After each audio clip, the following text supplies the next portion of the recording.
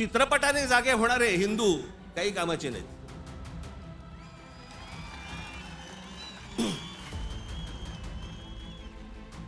काही कामाचे नाहीत. चित्रपट थिएटरमधनं उतरला की हे उतरले. मग नव्याने वारं शिरलेल्या काही हिंदुत्ववाद्यांना असं वाटलं, अरे मी कुंभमेळ्याचा अपमान केला. मूर्ख आहात का? पण आतमध्ये गेल्यावरती असं झालं म्हणे. म्हटलं नाही, खालून प्रेत गेलं असेल एखादं. त्याला माहिती होतं छत्रपती शिवाजी महाराजांचं निधन झालंय, मग का ठाण मांडून बसला होता? शिवाजी महाराज तर गेले होते, त्याला शिवाजी नावाचा विचार मारायचा होता. जी कबर आहे ना, जी सजवलेली काढून टाका, कबर नुसती दिसली पाहिजे आणि तिथे एक मोठा बोर्ड लावा, आम्हा मराठ्यांना संपवायला आलेला औरंगजेब इथे आम्ही गाडला गेला.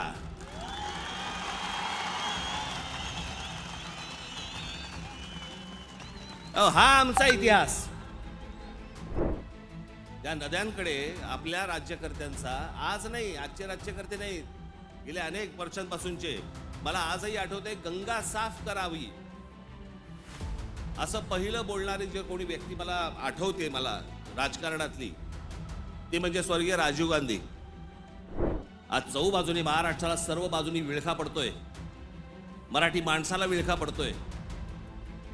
हा विळखा तुम्ही ओळखला पाहिजेत. मराठी भाषेला विळखा पडतोय. आमच्या महाराष्ट्रामध्ये, मुंबईमध्ये आम्हाला सांगता, इकडच्या आस्थापनांमध्ये आम्ही मराठी बोलना नाही आता तो क्या हुआ, कानफट इथंच बसणार.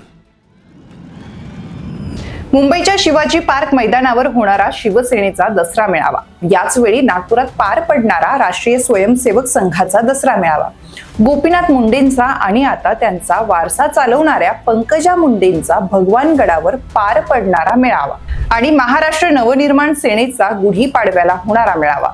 या मेळाव्यांचं राज्याच्या राजकारणात अनन्यसाधारण असं महत्व आहे. नुकताच 30 मार्च 2025 रोजी मुंबईतील शिवाजी पार्क मैदानावर महाराष्ट्र नवनिर्माण सेनेचा मेळावा पार पडला. या मेळाव्याचं प्रमुख आकर्षण म्हणजे मनसे अध्यक्ष राज ठाकरे यांचं भाषण. या मेळाव्यात राज ठाकरे काय बोलतात याकडे सर्वांचं लक्ष लागलं होतं. सुरुवातीला राज ठाकरे यांनी दिलेल्या महायुतीला साथ, त्यानंतर महायुतीला मिळालेलं बलाढ्य बहुमत, यानंतर राज यांनी निवडणूक प्रक्रियेवर केलेली टीका, तसेच कुंभमेळ्यातील महास्नानावर त्यांनी केलेली टीका, यावरून काही हिंदुत्ववादी कार्यकर्त्यांनी राज ठाकरे यांचं केलेलं ट्रोलिंग, यावर राज ठाकरे काय बोलतात याकडे सर्वांचं लक्ष लागलं होतं. सुरुवातीला घेतलेली मराठीची भूमिका, त्यानंतर ते हिंदुत्वावर शिष्ट झाले आणि कालच्या मुद्द्यांवर पुन्हा त्यांनी मराठी बाण्यावर भाष्य केलं. आता राज ठाकरे यांची राजकीय भूमिका गोंधळलेली वाटते, असं राजकीय विश्लेषकांचं मत आहे. या व्हिडिओमधून आपण याबाबत जाणून घेणार आहोत, त्यासाठी हा व्हिडिओ शेवटपर्यंत नक्की पहा. नमस्कार, मी ऋतुजा, वन इंडिया मराठीमध्ये आपल्या सर्वांचं स्वागत. खरं तर राज ठाकरे हे कमालीचे परखड नेते मानले जातात. राज ठाकरे बोलायला उभे राहिले तर ते कुणाचीच भीडभाड ठेवत नाही. जे पोटात तेच ओठात असलेला नेता, अशी राज यांची प्रतिमा. मात्र गेल्या काही वर्षांपासून राज ठाकरे यांच्या बदलत असलेल्या भूमिकांवरून ते ट्रोल होताना दिसतायत. राज ठाकरे यांनी शिवसेनेतून बाहेर पडत स्वबळावर पक्ष काढला. राज ठाकरे यांनी घेतलेल्या मराठीच्या मुद्द्यावर त्यांनी पहिल्याच निवडणुकीत मोठ्या प्रमाणात मतदान खेचून आणलं. मात्र त्यांची ही घोडदौड त्यांना कायम ठेवता आली नाही. यानंतर राज यांनी मराठीचा मुद्दा सोडत हिंदुत्वाचा मुद्दा घेऊन पुढे जायचं ठरवलं. यानंतर मशिदींवर भोंगे, राज्यातील टोलचा अधूनमधून निघत असलेला मुद्दा, अशा भूमिका मनसे घेत राहिली. मात्र काही दिवसांपूर्वी राज यांनी प्रयागराज येथे तीर्थजल घेण्यास नकार दिल्याचा किस्सा भरसभेत सांगितला. यानंतर धार्मिक भावना दुखवल्याचं म्हणत त्यांच्यावर मोठ्या प्रमाणात टीका झाली. यानंतर गुढीपाडव्याला पार पडलेल्या सभेत त्यांनी या मुद्द्याला हात घातला.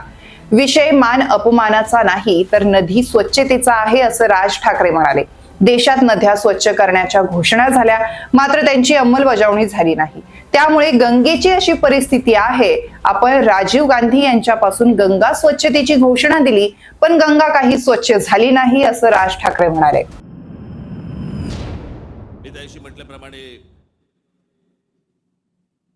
आमच्या बाळा नांदगावकरांनी पाणी आणलं, आणि मग मी त्यांना सांगितलं पिणार नाही मी.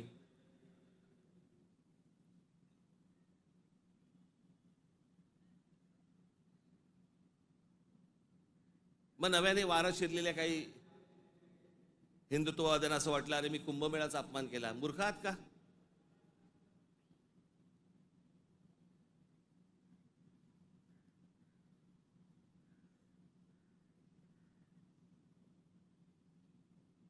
ते आमचे नयन कदम जाऊन आले तिकडे. कुठे नयन? कसं वाटलं? म्हणे आतमध्ये गेल्यावरती असं झालं म्हणे. म्हटलं नाही, खालून प्रेत गेलं असेल एखादं.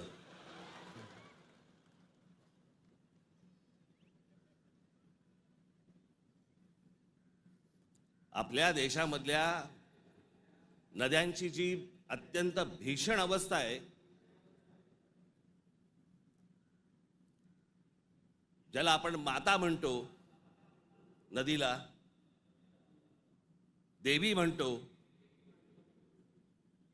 त्या नद्यांकडे आपल्या राज्यकर्त्यांचा, आज नाही, आजचे राज्यकर्ते नाही, गेल्या अनेक वर्षांपासूनचे, मला आजही आठवते, गंगा साफ करावी असं पहिलं बोलणारी जे कोणी व्यक्ती मला आठवते मला राजकारणातली, ती म्हणजे स्वर्गीय राजीव गांधी. राजीव गांधी ज्यावेळेला पंतप्रधान झाले त्यावेळेला त्यांनी गंगा साफ करण्याचं काम सुरू केलं.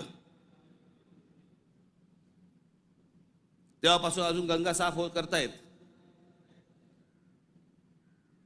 त्याच्यानंतर आता 2014ला नरेंद्र मोदीजी पंतप्रधान झाले, त्यांनी तेच सांगितलं गंगा साफ करणार.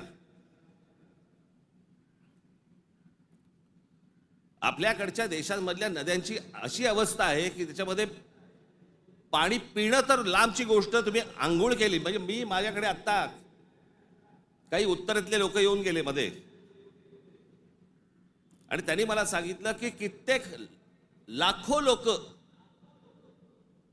तिथे आंघोळ केल्यानंतर आजारी पडलेले आहेत. पडणारच आजारी.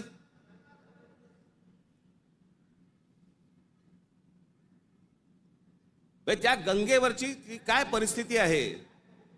प्रश्न हा गंगेच्या अपमानाचा नाहीये, प्रश्न हा कुंभमेळ्याच्या अपमानाचा नाहीये, पाण्याच्या स्थितीचा आहे की पाणी कशा प्रकारचं पाणी तिकडे असतं, होतं, आणि ते अजूनही थांबवलं जात नाही त्या गोष्टी. आपण नद्यांना माता मानतो, देवी मानतो, पण नद्यांची काय अवस्था आहे? राजीव गांधी ते नरेंद्र मोदी यांच्यापर्यंत सर्वच पंतप्रधान म्हणतात गंगा स्वच्छ करायची, परंतु त्यातील पाणी पिऊ शकत नाही अशी परिस्थिती आहे. प्रश्न हा कुंभमेळ्याचा नाही, गंगा नदीचा अपमानाचा आहे, तर त्या ठिकाणी असलेल्या पाण्याचा विषयाचा आहे.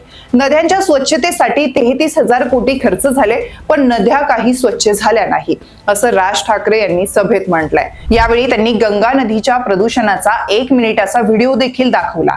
या व्हिडिओत गंगा नदीच्या तीरावर जळणारं प्रेत, गंगेत सोडलं जाणारं दूषित पाणी, टाकला जाणारा कचरा, मेलेली जनावरं दिसत आहे. तसंच राज यांनी मुंबईतील नद्यांची ही परिस्थिती दाखवली आहे. मुंबईत 5 नद्या होत्या, त्यातील 4 नद्या मेल्या, 1 मिठी नदी मरायला आली आहे, असं म्हणत त्यांनी या महत्वाच्या मुद्द्यांवर लक्ष वेधलं. सगळे म्हणतात ना झालं गेलं गंगेला मिळालं.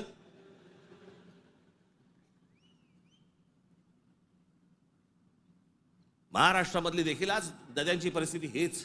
आमच्या कोकणामधली सावित्री नदी घ्या, सगळं केमिकलने भरली आहे. मी आता आणलंय इथे तुमच्यासाठी.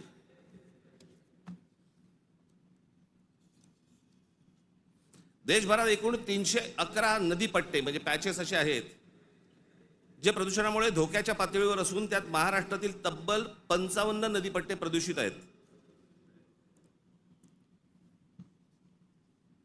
याच्यामधल्या सर्वात प्रदूषित असलेल्या नद्या, सर्वात प्रदूषित म्हणजे उल्हास नदी, मिठी नदी, मुळामुठा, सावित्री, भीमा, पवना, कान्हा, तापी, गिरणा, कुंडलिका, दारणा, इंद्रायणी, नीरा, वैनगंगा, चंद्रभागा, मुचकुंडा, घोड, तितूर, रंगवली, वर्धा, कृष्णा, पाताळगंगा, सूर्या, वाघूर, ढोरणा या नद्या पात्रांमध्ये पाणी हे अत्यंत वाईट आहे. हे माझा रिपोर्ट नाही आहे. तर भातसा, पेडी, मोर, बुराई, वेल, पांझरा, सीना, काळू, वेण्णा, कोयना, पांझरा, पैनगंगा, पूर्णा, उरमोडी, कान या नद्यांच्या पात्रामध्ये पाणी वाईट आहे त्या नद्यांच्या तुलनेत. मुंबईमध्ये 5 नद्या होत्या, 5 नद्या, कदाचित अनेकांना माहिती पण नसतील. त्यातल्या 4 मेल्या. मेल्या म्हणजे मारल्या. सांडपाणी, झोपडपट्ट्या आणि या सगळ्या गोष्टींबद्दल त्या 4 नद्या मेल्या आणि 5वी ही आता मरायला आली आहे, ती म्हणजे मिठी नदी. गेल्या निवडणुकीत महायुतीला पाठिंबा देणारे राज ठाकरे मात्र आता निवडणुकीत प्रक्रियेवर चांगलीच टीका करताना दिसत आहेत. छत्रपती संभाजी महाराजांच्या बलिदानावर छावा हा सिनेमा आला. या सिनेमानंतर औरंगजेबाच्या कबरीचा मुद्दा ऐरणीवर आला. अनेक हिंदुत्ववादी संघटनांनी छत्रपती संभाजीनगरच्या खुलताबाद येथील औरंगजेबाची कबर उखडून टाकण्याची मागणी केली. गेल्या काही दिवसांपासून या कबरेभोवती राज्याचं राजकारण फिरत होतं. असं असताना हिंदुत्ववादी भूमिका घेतलेले राज ठाकरे यावर काय भूमिका घेतात याकडे सर्वांचं लक्ष लागलं होतं. मात्र आता यावर त्यांनी घेतलेली भूमिका अनेकांना आश्चर्याचा धक्का बसवणारी आहे. औरंगजेबाच्या कबरीबाबत राज यांनी घेतलेली भूमिका ही अनेक हिंदुत्ववाद्यांशी सुसंगत नव्हती. औरंगजेबाची सध्या सजवलेली कबर काढून टाका, त्या ठिकाणी फक्त कबर दिसली पाहिजे. त्या कबरीजवळ एक बोर्ड लावा, त्यावर आम्हा मराठ्यांना संपवायला आलेला औरंगजेब इथेच गाडला गेला, हा आमचा इतिहास आहे असं लिहा, असं राज ठाकरे म्हणालेत. औरंगजेबाने परत जायला पाहिजे होतं, पण तो महाराष्ट्रात ठाण मांडून बसला होता. त्याला शिवराय नावाचा विचार मारायचा होता, पण हे औरंगजेबाला जमलंच नाही. त्याने सर्व प्रयत्न केले, मात्र त्याचा इथेच मृत्यू झाला. जगाचा इतिहास औरंगजेबाबद्दल जेव्हा वाचला जातो तेव्हा या जगातील लोकांना समजतं की औरंगजेब महाराष्ट्रात कशासाठी आणि तिथेच कसा त्याचा शेवट झाला. तेव्हा तेथे जगभरातील छत्रपती शिवाजी महाराजांचं नाव घेतलं जातं, असंही ठाकरे म्हणाले. छत्रपती शिवाजी महाराजांचं निधन झाल्यावरती खरं तर औरंगजेबाने परत जायला पाहिजे होतं आग्र्याला. नाही, तो इथे का थांबला? एवढा मोठ्या बलाढ्य प्रदेशाचा राजा, शहनशाह, एका 2.5, 3, 3.5, 4 जिल्ह्याच्या एका राजासाठी इथे ठाण मांडून का बसला?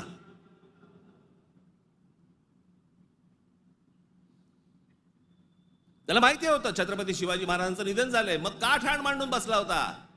शिवाजी महाराज तर गेले होते, त्याला शिवाजी नावाचा विचार मारायचा होता, जो त्याला जमला नाही. सगळे प्रयत्न केले, सर्व प्रयत्न केले आणि इथे शेवटी मेला. जगाच्या इतिहासामध्ये औरंगजेब वाचला जातो, अभ्यास केला जातो त्याचा, पण ज्या वेळेला त्याचा अभ्यास केला जातो त्यावेळेला जगभरातल्या लोकांना कळतं की तो काय करायला गेला होता आणि कसा मेला. तिथे छत्रपती शिवाजी महाराजांचं नाव येतं जगभरामध्ये. जी कबर आहे ना, जी सजवलेली काढून टाका, कबर नुसती दिसली पाहिजे आणि तिथे एक मोठा बोर्ड लावा, आम्हा मराठ्यांना संपवायला आलेला औरंगजेब इथे आम्ही गाडला गेला.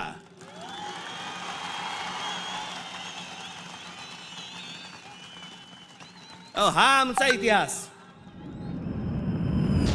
यावेळी राज ठाकरे यांनी छावा चित्रपटानंतर निर्माण झालेल्या वादावरही टोलेबाजी केली. चित्रपटाने जागे होणारे हिंदू काही कामाचे नाही. चित्रपट पाहून खाली उतरले की यांचं हिंदुत्व उतरतं. संभाजी महाराजांचं बलिदान तुम्हाला आता कळलंय का? विकी कौशलमुळे तुम्हाला संभाजी महाराज कळले का? अक्षय खन्ना औरंगजेब बनून आल्यावर तुम्हाला औरंगजेब कळायला लागला. इतिहास हा व्हॉट्सअपवर वाचता येत नाही, त्यासाठी पुस्तकातच डोकं घालावं लागतं, असं राज ठाकरे यांनी म्हटलं. सध्या कुणीही इतिहासावर बोलतंय, विधानसभेतही इतिहासावर बोलताना दिसतायत, औरंगजेबावर बोलतायत. इतिहासातून जातीपातीत भिडवणं सोपं झालंय.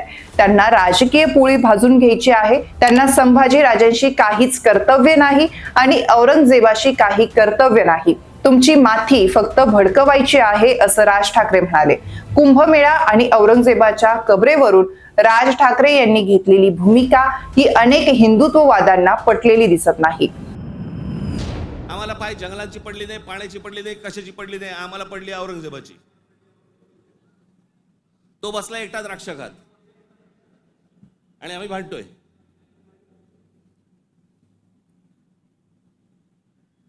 औरंगजेबाची कबर राहिली पाहिजे का उडवली पाहिजे? आत्ता कुठून आठवलं? चित्रपटाने जागे होणारे हिंदू काही कामाचे नाहीत.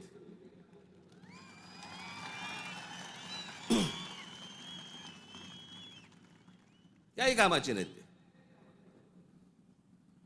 चित्रपट थिएटरमधनं उतरला की हे उतरले.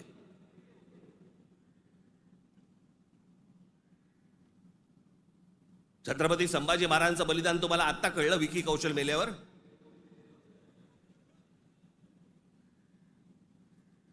अक्षय खन्ना औरंगजेब बनून आल्यावर तुम्हाला औरंगजेब कळायला लागला?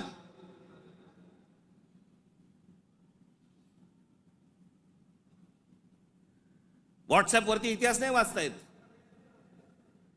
इतिहास वाचायचा असेल तर त्याच्यामध्ये पुस्तकामध्ये डोकं घालायला लागेल तुम्हाला.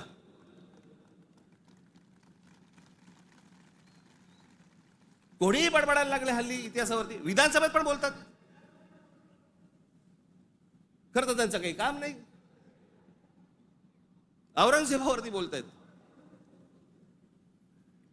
माहिती तरी का औरंगजेब काय प्रकरण होतं?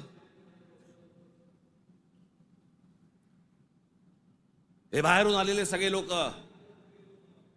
औरंगजेबाचा जन्म गुजरात मधला, दाहोद नावाच्या गावामधला औरंगजेबाचा जन्म. आणि मग काय सोपं आहे इतिहासामधनं तुम्हाला जातीपातीमध्ये भिडवून द्यायला. यांना ब्राह्मणांनी साथ दिली, यांना मराठ्यांनी साथ दिली, मग तिकडे मराठी नव्हतेच, मग हे सगळं चोरून ब्राह्मणांनी केलं. हे सगळं बोलणाऱ्यांचा इतिहासाशी काही संबंध नाहीये. त्यांना फक्त राजकीय त्यांचं जे काही पोळी भाजून घ्यायची आहे तेवढंच फक्त काम आहे त्यांचं. त्यांना ना संभाजी महाराजांशी काही कर्तव्य आहे, ना औरंगजेबाशी काही कर्तव्य, ना कोणाशी काही कर्तव्य आहे. तुमची माती फक्त भडकवायची.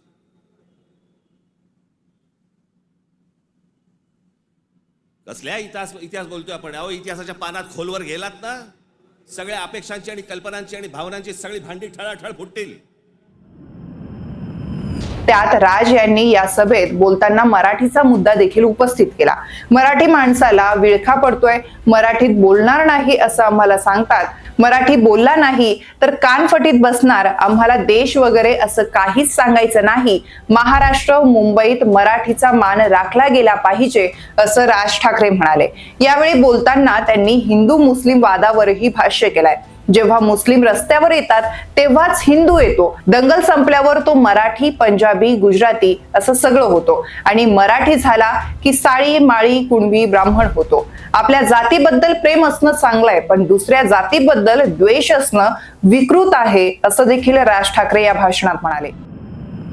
आज चहूबाजूने महाराष्ट्राला सर्व बाजूनी विळखा पडतोय.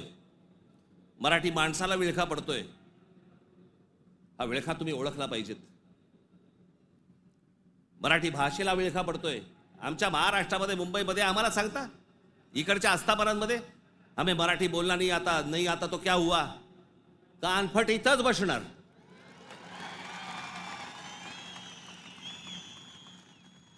फालतू देशबीस सांगायचा नाही आम्हाला.